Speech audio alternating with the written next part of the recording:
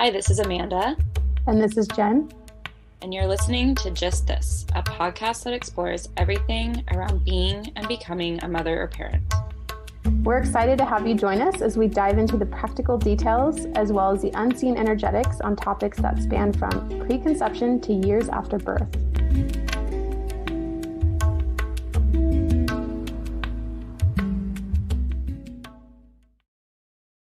All right, as far as our fertility to post-birth little series, we have a series of acupressure, acupuncture episodes, and this one's our final one, and we're in post-birth. So if you haven't listened to our fertility one, pop back to those. We'll link them in the show notes. They're both great. And we always understand that everyone's on a different space in their journey. So maybe you're finding this podcast or this episode when you are specifically postpartum and curious about acupressure, acupuncture. So of course, we're going to dive into those specifics today, but if you want a more rounded introduction, that one was in our pregnancy episode. So you can go back to that one. And really, all three of these episodes have really interesting elements in them that can be applied to any point in your journey. So if you feel inclined or have the time, pop back to those two episodes first and or after you listen to this. But we're here with our expert Jen, our expert acupuncturist in the house. And I am excited for this specific one because postpartum is my specialty and favorite thing. But I also think it's interesting because what I learned and what is probably not as well known is that this is actually the most important phase to introduce acupuncture and acupressure if you haven't already practiced it. And probably, I think, also one of the hardest phases to do. It's an interesting juxtaposition where it's the most important and also the hardest to integrate these practices into your post-birth recovery. Yeah, you hit it really big, which is it's the most important phase, right? And even from a Chinese medical perspective, after birth, they believe all the channels open up to give birth. And so there's this really special time to actually treat a lot of previous medical conditions and then also really prep your body for the rest of your life, essentially, because you are just like so open and just in this very sensitive period. And again, because you have a newborn, it's also one of the hardest times to actually take care of yourself. So that's where I wanted to start. And I wanted to know why you felt that it was important too. And then we can get into more specifics of maybe some tips on how to integrate some things, some self-care so that you can really get into a good spot and put yourself in a good position. I'd love to dive deeper into the why it is the most important out of the three phases. I know you briefly touched on that with a Chinese medicine comment there, but if you can go deeper into that, and then also how is it nourishing the different elements? Because there's the physical aspect and a lot with postpartum, not just the recovery, but then also how it might help with lactation and potentially support and other ways around that. And then the emotional, mental well-being that it might support as well. We can dive through those. And then maybe we'll wrap up with what's your recommendation? Because there's this, you want to be home and you don't want to be running out to the acupuncturist, especially if you live in a busy city. It just seems impractical. I actually didn't learn this until I was in my postpartum phase. And I felt really at a loss that it was the most important thing because I had been seeing an acupuncturist during my pregnancy, but I have been going to Chinatown, and that was just not in the cards for when I had a newborn, and the newborn was first in the NICU, and then we got home, and then it's just the madness of postpartum, and you're lucky to leave the house for an hour, 2 hours in that first month, let alone trying to schlep around a newborn to an acupuncturist appointment and then get your services. So I don't know, in my mind, the really only practical way is to do in-home services. And that felt really inaccessible to me, not only to just find the people who did that, because I don't think a lot of people do that, but also the cost of that can be very expensive for people going to in-home services. But unless you want to take more expansion on that, I guess we could start with the why. Why is it the most important of all three phases? Mhm. After birth, they believe that kind of everything's open up. So you have this special time to really work on things, right? So the more open and receptive your body is to treatment, aka acupuncture, or even herbs or anything that you're doing, it's just going to take it in more. And the other thing too, that's the reason why it's also important is because you've just spent 9 months growing, making a baby. Then you went through the marathon of birth, and now essentially you need to recover.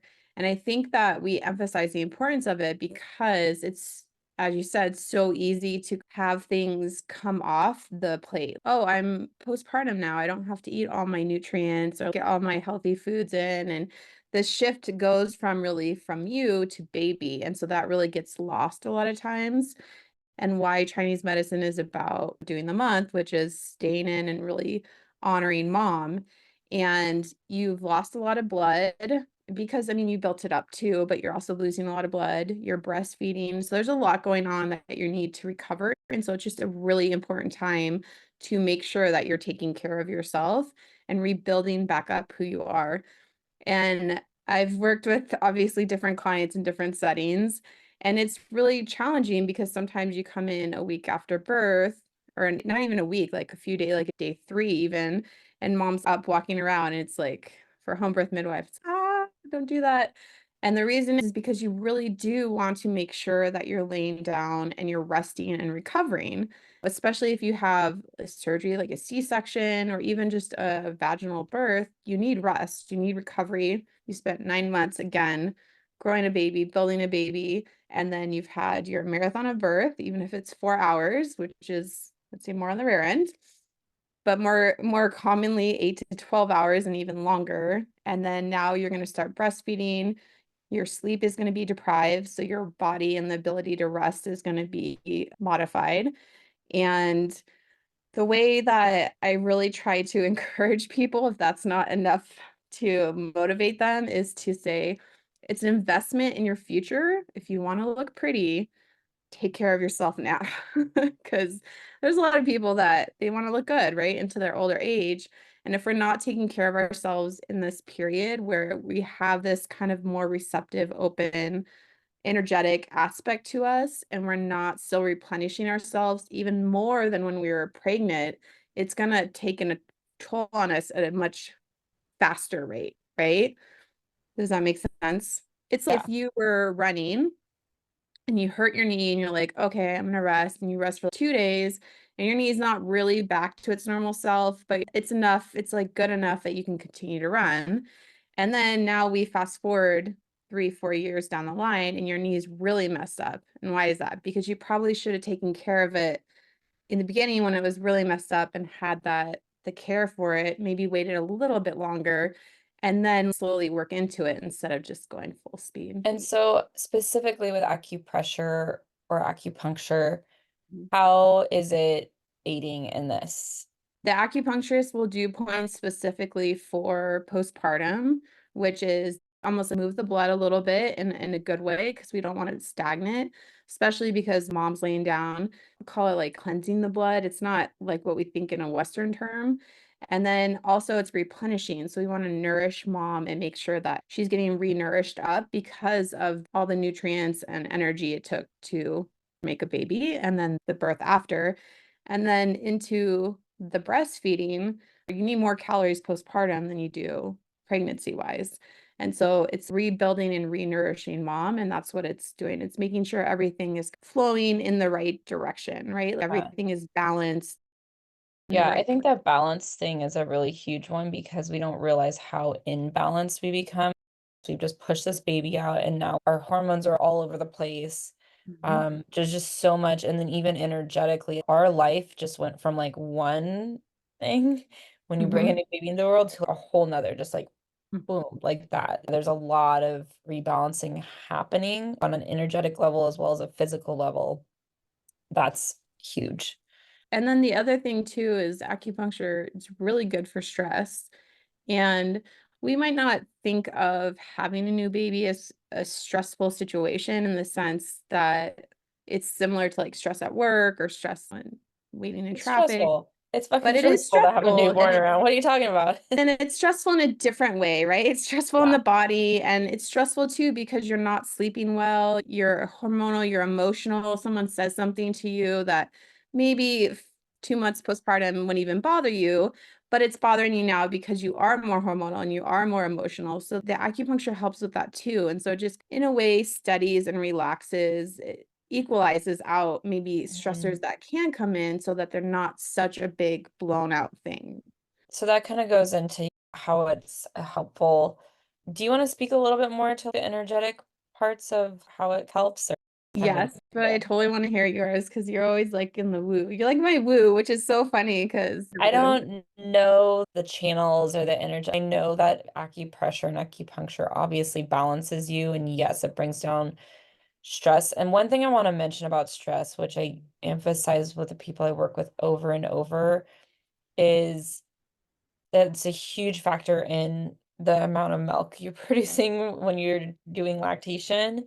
People stress over, I'm not producing enough. And I'm like, that is not helping you. You've got to let that go. And just whatever's there is there. And we have another whole episode I'm going to highlight because I've shared this one with people and I love it. It's fed with love. It's our whole thing about if you need a supplement, it's okay.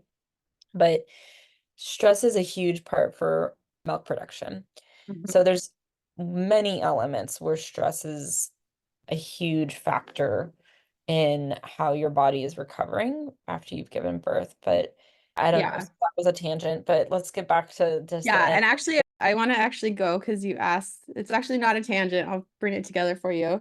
From energetic point of view, the channel that runs along the breast for breastfeeding is actually in Chinese medicine related to stress. It's the liver channel, and it's the one we typically relate to as stress. So if you're stressed out, it's going to affect the energetics of that channel and then cause stress. And just to know if this is you and you're listening and you are stressed about not enough milk, please look up the size of a baby's stomach and also just educate yourself on how much a baby needs.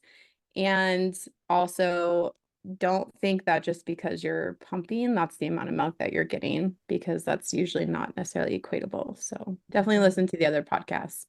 Let's talk a little bit Mhm. about the energetics of acupressure, acupuncture, and how those play into the post-birth phase. What other energetics are like energies?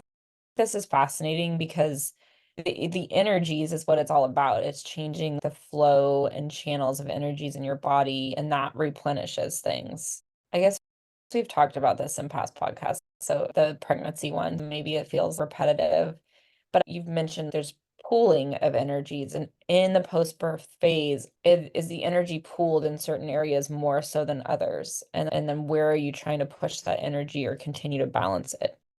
It's going to ultimately depend on each person. But again, even in that postpartum phase, we're really trying to focus on the womb again and the organs because they too get displaced to make space for a baby. So a lot of that is focused on getting the organs back in place, really honoring the stomach, the womb, make sure that's staying nice and warm.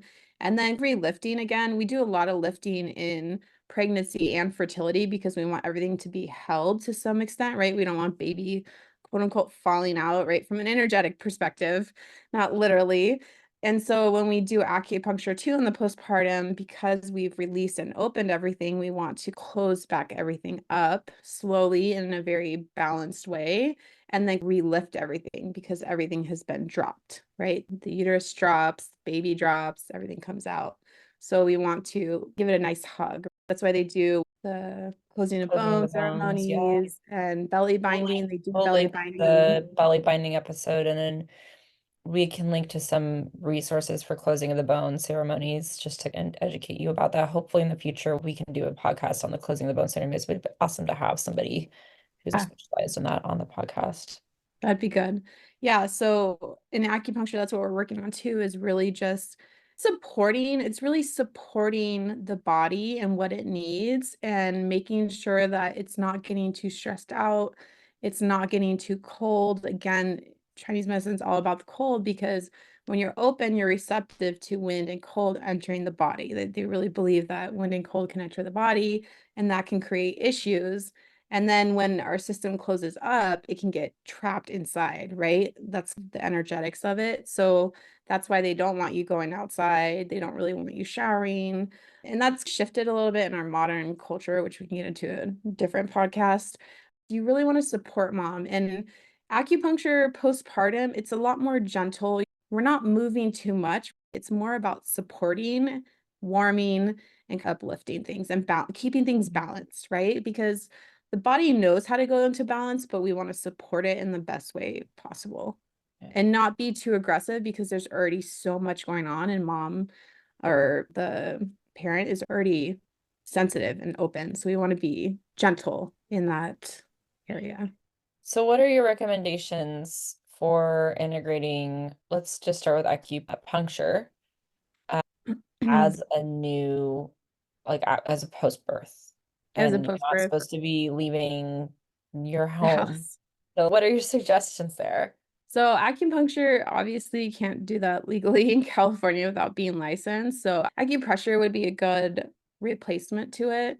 Let's say Replacement. somebody wants to do acupuncture. Is your recommendation to find an in-home provider? Ideally, if they have it, the other one is to go and if you go out, you dress warmly, you make sure that your neck is covered, especially the back of the neck, because that's where they feel the wind can enter. Make sure that you're not cold and that the acupuncture clinic is warm. Those are the things that you really want to make sure of. I always offer a free postpartum acupuncture session for my clients that give birth. I don't make them come within the month, it's whenever. I have them bring the baby. And the thing with postpartum acupuncture is that if you have the baby with you, it's a longer session because baby gets hungry, you gotta wait and you need to let baby feed and then mom can lay down and actually receive the acupuncture. So it's nice that they can come into the home because you don't have to leave the house and be exposed to any wind or cold or overheating or anything like that. So I would say make sure you eat before you go, dress appropriately in layers, How protect does that yourself. look though if they bring their baby? Is usually somebody else coming with them and then they're holding the baby while the mom's receiving acupuncture? How does that look? I've had moms come alone, so they'll just put them in the car seat Yeah, carrier. RC baby. And then I check in, when did baby eat last? And I'm right there. I usually don't leave postpartum mamas like that, especially really immediate postpartum. I won't leave and let them sit for 15 minutes because baby's there. So I'll offer to hold them if they cry or just be there, pull out needles right away. So Mhm. maybe if baby woke up, I could just pull the ones out of the hands and they can still receive the acupuncture. And then during that time too, depending on how baby sits and everything, especially for my clients that I've worked with, I already know what's going on, so I don't need to do a full-on intake. They can come in and I can get them right on the table essentially and put in some acupuncture needles and then pull in 15, 20 minutes or whatever they need. And then warm. I do warming. I still do moxa for them. So baby's usually in some form of basically the car seat. And then if they wake up, then we make it happen. Although it's hard to carry baby too, I do encourage it because they should be together as much as possible in those beginning stages. So I never want to make it feel like they have to leave them. Of course, if they want to, Yeah. that's up to them. But there's just that bond that's there, and it's good to have it if they can. Yeah. I want to talk about too, a lot of people think of postpartum because this is what it's defined as. It's like the first 6 weeks, the first eight or 10 weeks after we give birth. So it's if somebody is trying to stay at home, I'm just going to say it is hard to get out of that house for that first month for sure. Mhm. After a month, people are starting to experiment or it's a little bit easier. And if let's say somebody just doesn't get out or they're not going to able to go to an acupuncture appointment in that first month, is it still beneficial? I define the postpartum window to be like at least a year, if not 2 years. So can they still get all the benefits if it's going to be 3 months out or 5 months out? Of course, I'm a little biased here because do acupuncture, I really believe in it. There is going to be benefits. That special window where you're really opened up, I would say is closer really to that month period. So even if you can take one day to try to get in to within that month, it would be really ideal. And then even ask the acupuncturist when you're there, hey, can you tell me the points so that I can look them up online or show me so I can have my partner press them for me when I'm away? Because most acupuncturists, they want to support you and they want you to be healthy. And so acupressure is going to be a good little supplement if you can't get in, but I would say try to get in at least once, do it for yourself. And even if that one time, maybe it is doing a home visit and it's only one time because it is a little bit more, but having that was just going to be so much more valuable than not doing it at all. And I agree with you that the postpartum period really is up to 2 years. They're learning that more and more.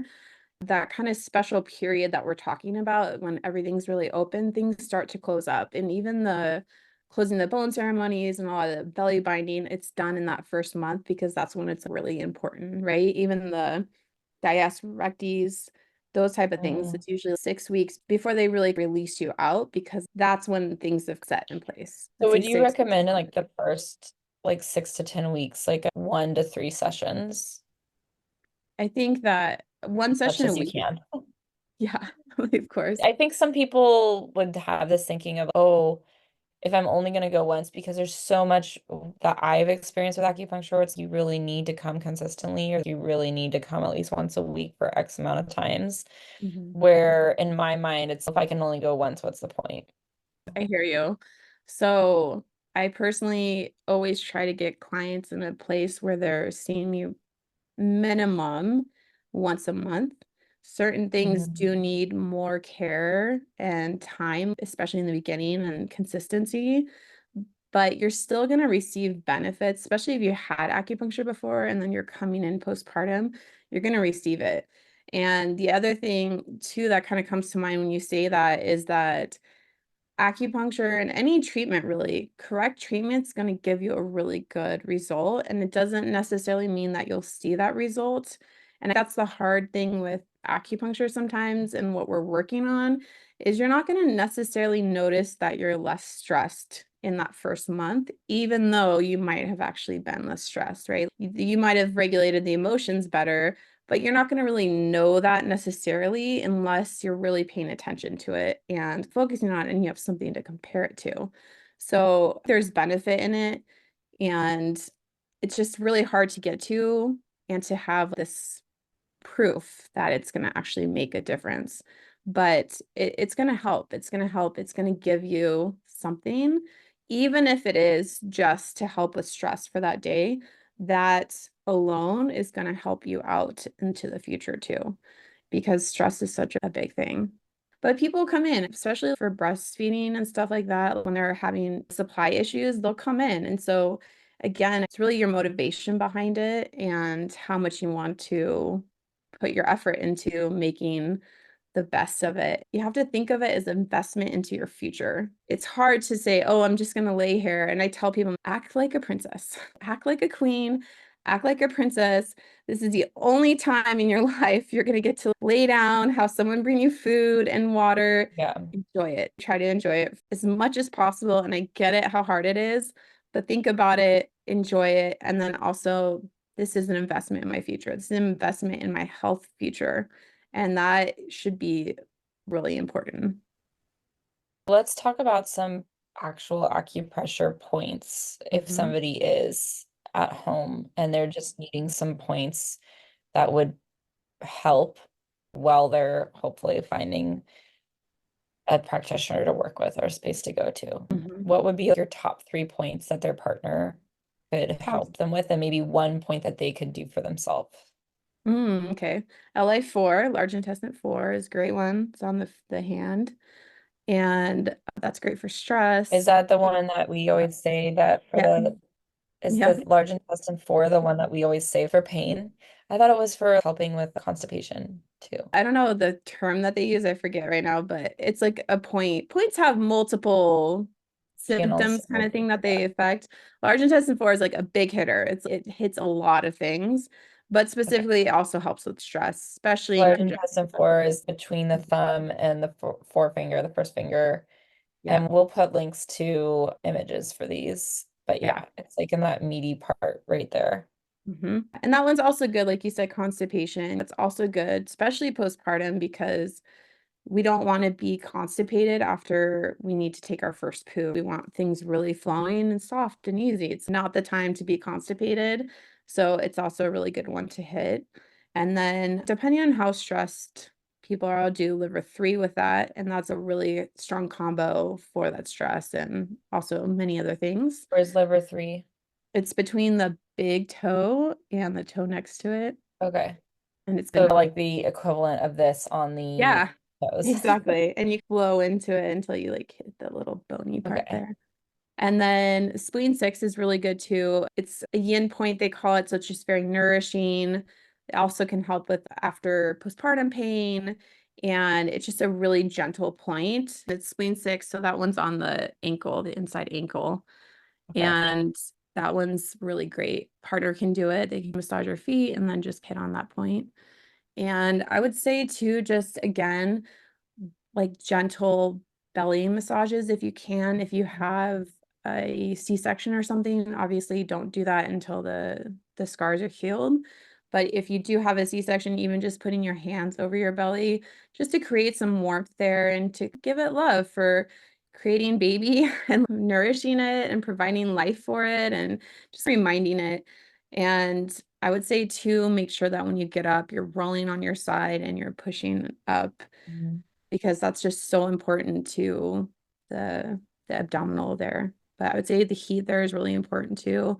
Keep yourself covered. Yeah, but a lot of people in Chinese culture or medicine or you do hot water bottles a lot Yes. on the Yeah. wound space after Mhm. having the baby. So you can do hot rice Yeah. packs or hot water bottles or generally, even if it's a heating pad, trying to add some pressure, I've heard it's like what you want to do. And I would say if you have a C-section, you could probably do a heating pad so it's not so Mhm. heavy on the scar or the incisions, and then slowly work up to comfort level. So maybe do with rice and then the water, the hot water bottle. But heat there is so important. You want to like rewarm that area. And even the low back you could do because sometimes that will create some heat into that area too. And more the sacral area, I would say as opposed to the low back, but more the sacrum could be another good place to put some heat there to warm up that area.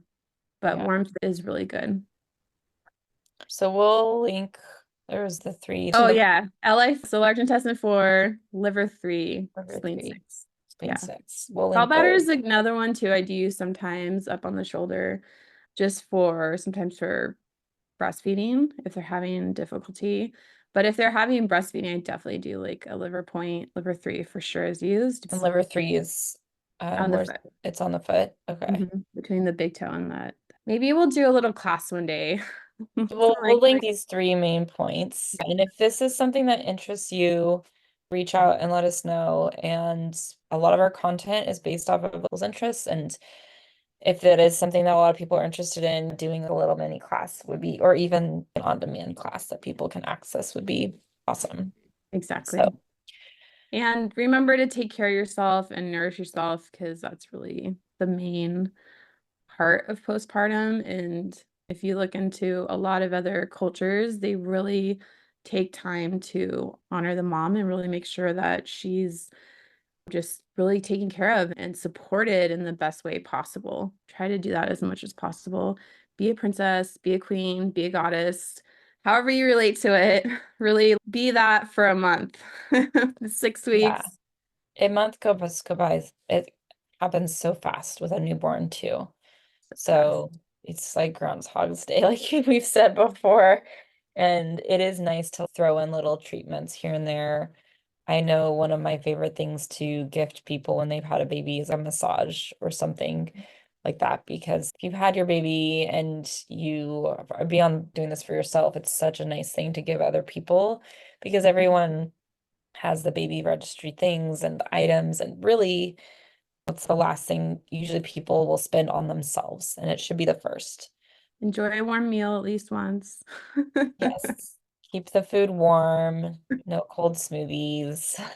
And if you have to do a cold smoothie, because I work with a lot of clients that aren't necessarily on board, put some ginger in there to counteract all the colds. Or cayenne pepper. Chunk of ginger, and then Yeah.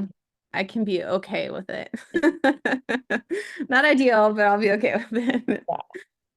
Awesome. If this interested you or you want to learn more or expand on this topic, literally just leave a comment, hit us up. We have a voicemail, email us just this pod@gmail.com. If you liked this or want to see more of it or hear more or dive deeper, or if you have other feedback, please let us know. Hey there, amazing listeners. We just want to say a huge thank you for tuning into our convo on the Just This podcast today. We appreciate each and every one of our listeners, and your continued support means the world to us.